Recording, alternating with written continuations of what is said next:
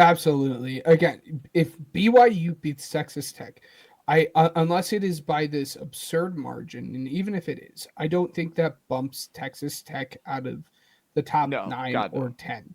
Yeah, and then at that point, they beat Texas Tech. You bump Texas Tech, let's say, down to 8 or something, or let's Hmm. even say 9. That now moves BYU up in front of Notre Dame. Notre Dame is now out of the playoff picture. Um, and at that point, that's where we can start having Let a me little pull bit up. of, Let me pull up the bracket. yes, that's when we So start having a little bit of discussion. Really quickly to my Miami point, and there's been a lot of outrage on Miami still being ranked behind Notre Dame. And I'll do it here. I'll do it at this point. I am firmly of the camp that Miami should not, or like Miami should 100% be ranked in front of Notre Dame. And yes, I understand a lot of the factor in Texas Tech not being, or Texas not being in is because they're a 3-loss team.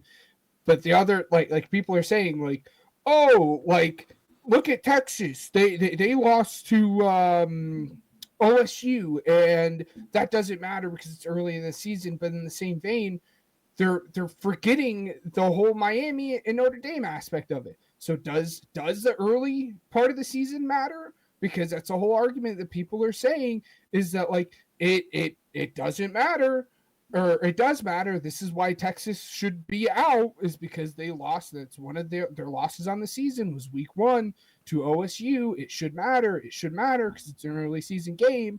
And then in the same vein, they're saying, well, we're still going to have Miami, who has the same record as Notre Dame, ranked in front of them despite Miami winning. And it makes me absolutely sick to my stomach that they're trying to have their cake and eat it too. And it just absolutely boils my blood that this is something that is happening. Because on one hand, again, they're saying it's mattering with the Texas of it all early on in the season, and then turning around and saying, "Oh, it doesn't matter, and we're not going to actually care about the head-to-head that Miami has over Notre Dame because it's happened so early on in the season." So if it doesn't matter early on in the season, then it doesn't matter, and Texas should be in the race. But if it does matter, then Miami should be in front of Notre Dame.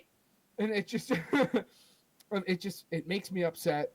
Again, their screws are loose, and again, just drives me bonkers.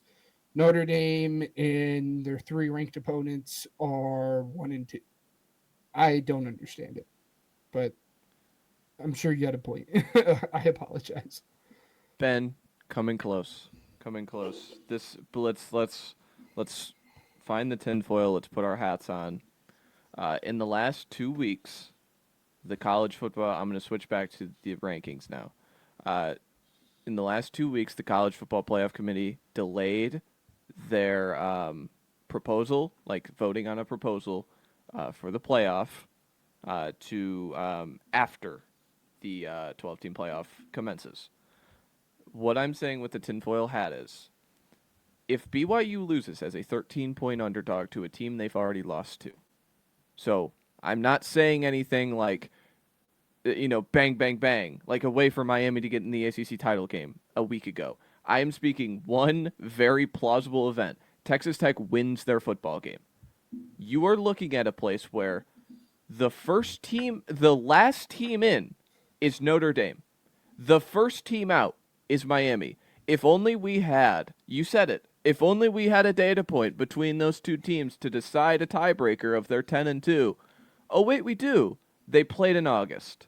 They played, and then you get into the second team out in the Texas Longhorns, who, listen, if your argument is, well, they lost to Florida, they lost to Florida, they lost to Florida, they can't change the schedule. They can't effectively affect their own Florida schedule. They can affect scheduling Ohio State. And guess what? If they don't schedule Ohio State and it's Stanford, I've said this the entire time. Oklahoma's 8th. Oklahoma is hosting a playoff game this into, the Mm. next 3 weeks. Texas would certainly be higher than them based on head-to-head merit.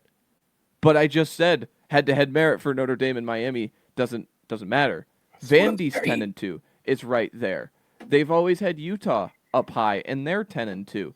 This is a way for the committee to throw their hands up for Sankey and Petiti and Yormark and Jim Phillips, the athletic directors, or the commissioners for all of those, Power Four conferences to get on the same page and say,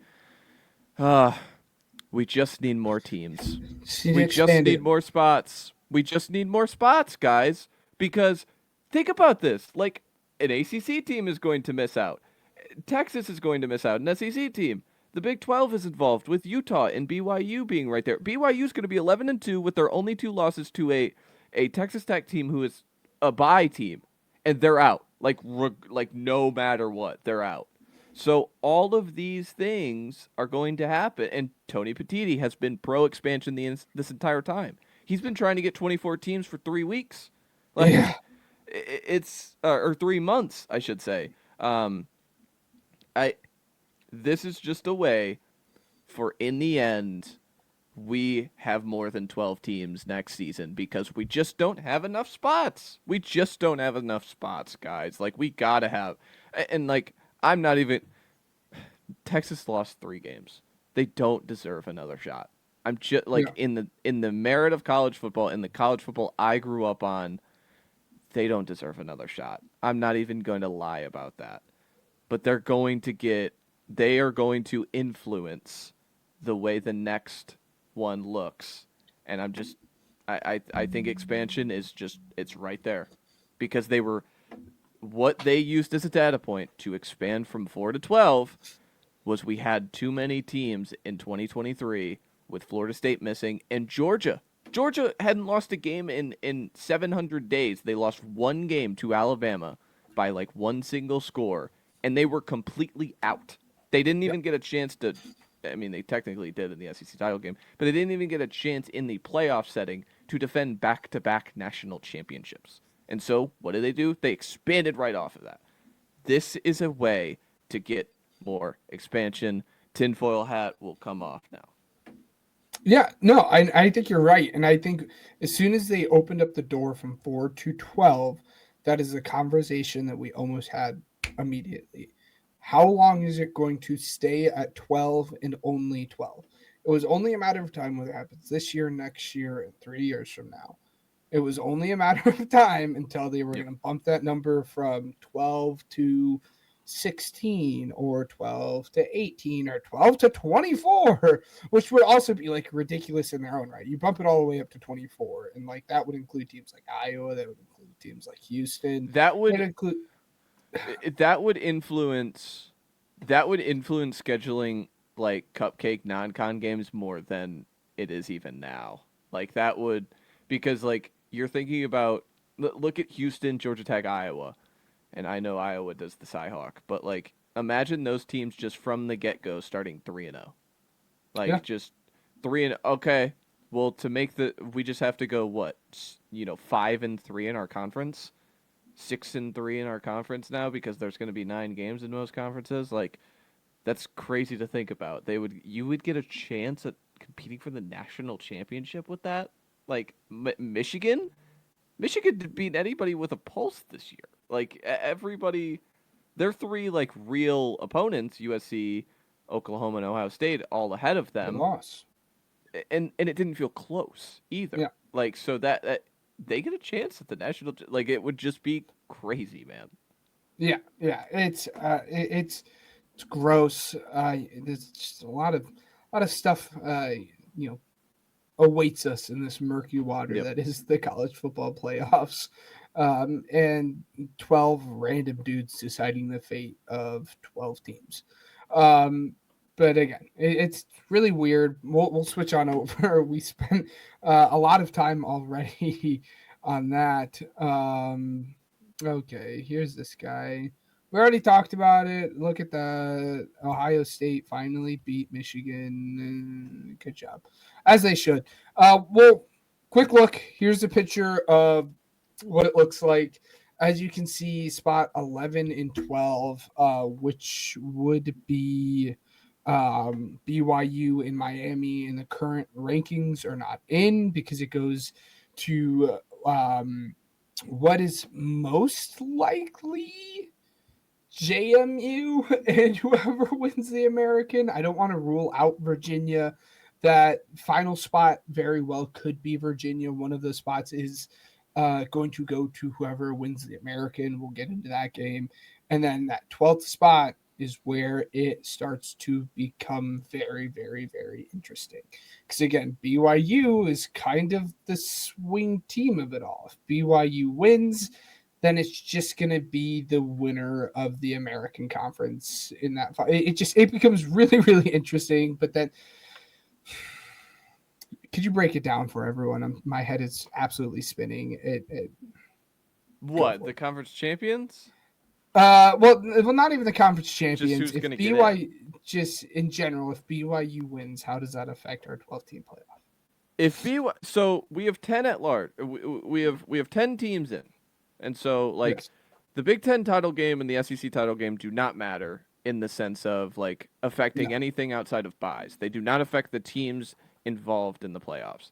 BYU beating Texas Tech affects that. BYU getting in essentially knocks the last at-large team, and we mentioned it. That would be Notre Dame. So if BYU were to win, that likely knocks Notre Dame because what they did to Alabama this weekend, or not even this week, what Alabama did this weekend to beat Auburn to get a spot over Notre Dame, they knock them. And then the conference championship, you said it right. Like they've Yeah. already ranked JMU. They have both American teams ranked. Duke has 5 losses. If Duke wins the ACC, then JMU is in, and the American champion is in. If Virginia wins, Virginia is in at the 11th spot, and the American would be 12. That is just based on the rankings. That's how they go. Um, and then you get into like little subplots. Like Texas Tech wants to win against BYU. Like they lose a bye. They lose a bye if they do not win. Um, Alabama, you think like I was thinking about it. Alabama's still competing for a bye, right? Like the SEC champion should get a bye theoretically, as Ben has some difficulties. If and then like a last final subplot, like we have 2 rematches already showing, so I think those things get figured out. We have Alabama and Oklahoma, and Notre Dame and A&M. I assume those would get worked out um, even if BYU were to lose, we're going to still have shakeups because of these championship games. I think Ohio State and Indiana are 1 and 2, no matter who wins, no matter who loses. Georgia is a fascinating topic. Texas Tech, I think if they win, they have the bye, and then Ben is back. Sorry, guys. Technical difficulties.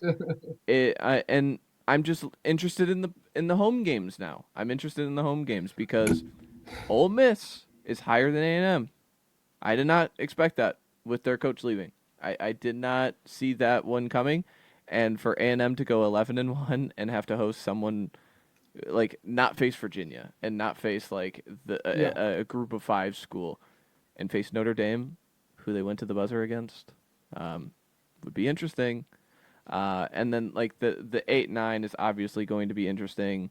Whoever plays Oklahoma is going to win. Like just don't turn the ball over 4 times, and their offense needs literally it needs a 90-yard touchdown every game. Or like, did you see any of the LSU game? I think you might have been maneuvering back.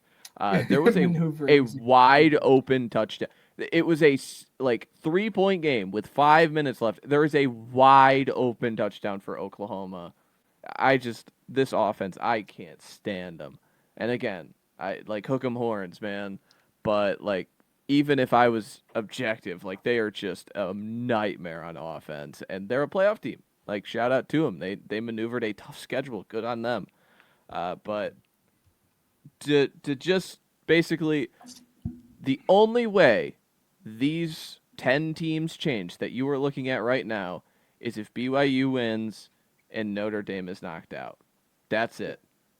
I am just Yep. very fascinated how a committee will navigate Sunday afternoon if that happens and Notre Dame is the last team in and Miami is the first team out, and you have to go on live TV and say, Well, I just think Notre Dame's the better team. How the hell do you know that when they played on the field and one beat the other? It's just not right. We are on the verge of travesty, as I have in my little bio, because the travesty is we're gonna have more teams next year. I like the Yeah. 12-team playoff. I think it's enough teams. We're gonna get more. We're just gonna get more, man. Yes, it's going to be interesting, and this also goes back to kind of the Notre Dame point of it all that people have been saying for years that like Notre Dame, you should find a conference. You join the ACC, and you're arguably the best team in the ACC right now. Miami, again, at the head of it all. But, like, they could, again, effectively be knocked out of the playoffs because they do not play a conference championship game. Now, you go back to it. If they played a conference championship game and BYU, obviously, they're playing in the Big 12 game, and both of them win, then you can't justify bumping BYU in front of Notre Dame if both Yeah. teams won this weekend. Now Notre Dame does not have that conference championship to kind of lay their hat on. But again, it's I I what also people have said want for years. I think the committee is certainly rooting for a Georgia win because then you can swap Alabama and Notre Dame pretty cleanly, and so you don't get the rematches there. Because even though they're in the same conference, Alabama and A&M did not play each other. Mm-hmm. Because as we know, A&M's SEC schedule. But um, if I keep fixating on Alabama, if they win, I do think they get the bye. I know as I crazy as that sounds, I don't think they're not going to let the SEC champion have a bye. I think they're I for my own rooting interest, and this will kind of segue us perfectly into kind of also this if Georgia drops to 5, Alabama would have beaten them twice, so you certainly have to jump them over, right? Like that's yes, yeah, yeah. Um, I I continue to be grateful that the Big Ten championship game is the last game of the night. I have been fairly vocal about the lack of importance in terms of the Big Ten championship game, right? The only thing that you would be fighting for at this point is a chance for the bye. would you I, I, No, like they're both getting buys. They're both getting buys, no, no matter what. you think no matter what, both teams are getting buys? Yes, because A&M lost. Because a 12-1 IU or a 12-1 Ohio State, those resumes are still better than 12-1 Texas Tech. Yeah. Well, and I really do hope that it's Georgia that comes on top because if it's not, it You becomes dropped really in really 3. interesting. But I appreciate like if Georgia wins that game, IU can firmly without a shadow of a doubt. Again, I think they'd be fine either way. But without a shadow of a doubt, at that point, you can just be like, we'll sit our starters.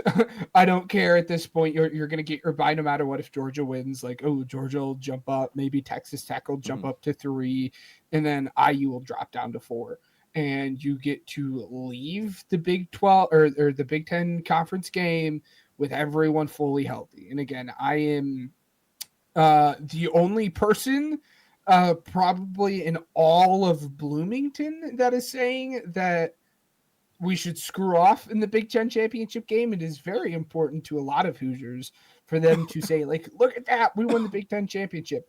I Yeah. don't care. The only thing that matters to me is having a competent team together to win the national championship. Mm-hmm. And the best way to do that is by limiting your injuries, especially in a meaningless game. Again, I air quote that because to some, the Big Ten championship and saying that you're the Big Ten championship is important. Again, to me, it doesn't matter if you win it all. But You again, know what which it is? segues. I smell fear on you, Ben. I think you're fearful of losing Ohio State back-to-back weeks. That's what I think it is. That's what it is. Nah, No, your point is I'm just saying. completely valid, and I think that's how I think they would tweak the title games because like, how is this a world where the SEC like, oh man, we had an opportunity for the SEC title loser in Alabama to actually mean something, but it doesn't, and they're going to continue to like just they're just going to continue to play these conference games, these conference champion games, as like just bonus points. Yeah. Like they're not. Like this is a game you're playing. This is a game you earned. You will get rewarded, positively rewarded or negatively affected if you were to lose. It's As we saw so 2 years ago. Yeah. either you eliminate them or like actually add connotation to them. And I don't think the latter's going to happen. So I think you're going to have to eliminate them. There's a lot of like, I've mentioned it on this podcast, like the play-in possibility. Like, do you do 6 versus 3 in the SEC? The ones and the twos who would play in the like Bama and Georgia are in, and then you do like Texas and Ole Miss, and then you do A&M and Oklahoma, and those two teams. That's essentially a play-in game, and you still have at large like it's gonna get funky here soon.